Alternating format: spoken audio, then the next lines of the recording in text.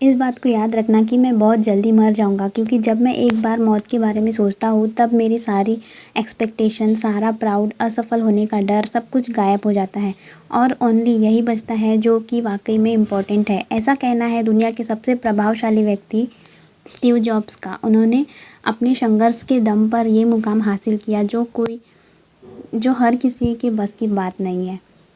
So friend, Apple company के को founder Steve jobs केवल एक अमेरिकन बिजनेसमैन और इन्वेंटर ही नहीं थे, बल्कि उन्हें विश्व के एक मोटिवेशनल स्पीकर के रूप में भी जाना जाता है। हे गाइस, मैं हूं नेहा और स्वागत है आपका मेरे यूट्यूब चैनल बिजनेस आइडिया पर। दोस्तों, आज मैं आपके साथ शेयर करने वाली हूँ most powerful speaker, businessman, inventor Steve jobs के बारे में, उनकी सक्सेसफुल स्टोरी के बारे में आज मैं आपको इस वीडियो में शेयर करने वाली हूँ। तो अगर आपको इनकी सक्सेसफुल स्टोरी के बारे में जानना है तो वीडियो को एंड तक ज़रूर देखें। दोस्तों, स्टीव जॉब्स का जन्म 24 फरवरी 1955 को कैलिफोर्निया में हुआ था। स्टीव की मां कॉलेज में पढ़ने के दौरान ही स्टीव को जन्म दिया था और तब उनकी शादी किसी से नहीं हुई थी। इसी वजह से वे स्टीव को अपने पास नहीं रखना चाहती थी और उन्होंने स्टीव को किसी को गोद देने का फैसला कर लिया था। स्टीव जॉब्स को कैलिफोर्निया में रहने वाले पॉल और कार्ला जॉब्स ने गोद लिया। पॉल और कार्ला मिडिल क्लास फैमिली से बिलोंग करते थे, इसलिए उनके पास ज़्यादा पैसे नहीं हुआ करते थे। फिर भी वे स्टीव की हर ज़रूरत को पूरा करते थे और उन्हें सबसे अच्छे स्कूल में पढ़ाया। स्टीव की स्टार्टिंग एजुकेशन मोंटालोमा स्कूल में हुई और ईयर 1972 में अपने कॉलेज में स्टडी करने के लिए ओरेगन के रिड कॉलेज में एडमिशन लिया, जो कि वहाँ की सबसे महंगी कॉलेज थी, जिसकी वजह से उनके माता पिता हर प्रयासों के बाद भी उनकी फ़ी नहीं भर पाते थे। को फिर अपने फैमिली प्रॉब्लम को देखकर रहा नहीं गया। उन्होंने फ़ी भरने के लिए वीकेंड्स में कोल्ड ड्रिंक की बोतल बेचना शुरू कर दिया और पैसे की कमी होने के कारण पास के मंदिर में जाकर वहाँ मिलने वाले फ्री का खाने लगे। अपने होटल का किराया बचाने के लिए अपने फ्रेंड्स के कमरे में ज़मीन पर ही सोया करते थे। इतना सब कुछ करने के बावजूद भी अपनी फ़ी वो नहीं भर पाते थे और उनके माता पिता को कड़ी मेहनत करते देख उनसे रहा नहीं गया और उन्होंने कॉलेज ही छोड़ दी। उसके बाद उन्होंने अपना पूरा समय अपने पहले से सोचे हुए बिजनेस पर लगाने लगे।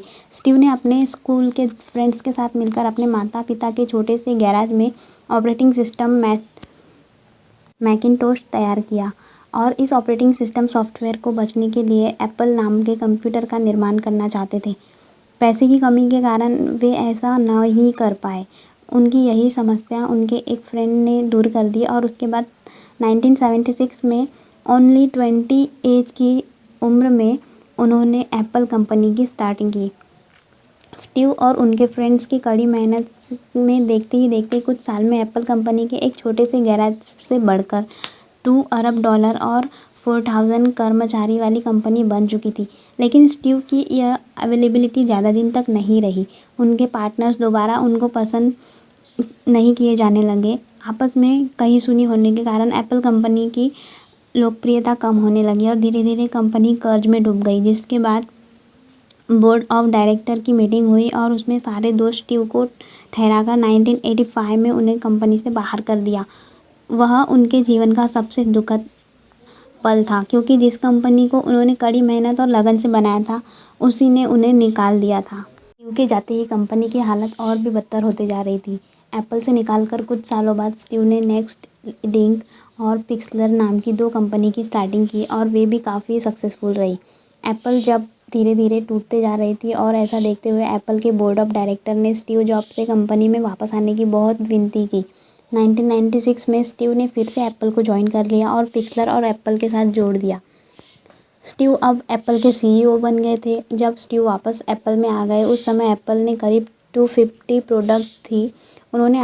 उन्होंने आने के बाद अगले कुछ सालों तक इसकी संख्या 10 कर दी और इन 10 प्रोडक्ट पर अपना ध्यान केंद्रित करने लगे। उनका मानना था कि प्रोडक्ट का क्वांटिटी नहीं, क्वालिटी में ध्यान देना चाहिए। 1998 में उन्होंने iMac और बाज़ार में लॉन्च किया, जो लोगों को बहुत ही पसंद आया। उसके बाद एप्पल ने कभी भी पीछे मुड़कर नहीं देखा और फिर iPad और iPhone भी लॉन्च किए। दोस्तों, 5 अक्टूबर 2011 को पैक्रियाटिक कैंसर के कारण कैलिफोर्निया में स्टीव जॉब्स का निधन हो गया, लेकिन आज भी उनकी लोकप्रियता पहले की तरह लोकप्रिय है। स्टीव का कहना है कि जो लोग इस बात को पागलों की तरह सोचते हैं कि वे दुनिया बदल सकते हैं, सच में वो दुनिया को बदल सकते हैं। सो दोस्तों ये थी स्टीव जॉब की सक्सेसफुल स्टोरी। आई होप आपको पसंद आ गई होंगी।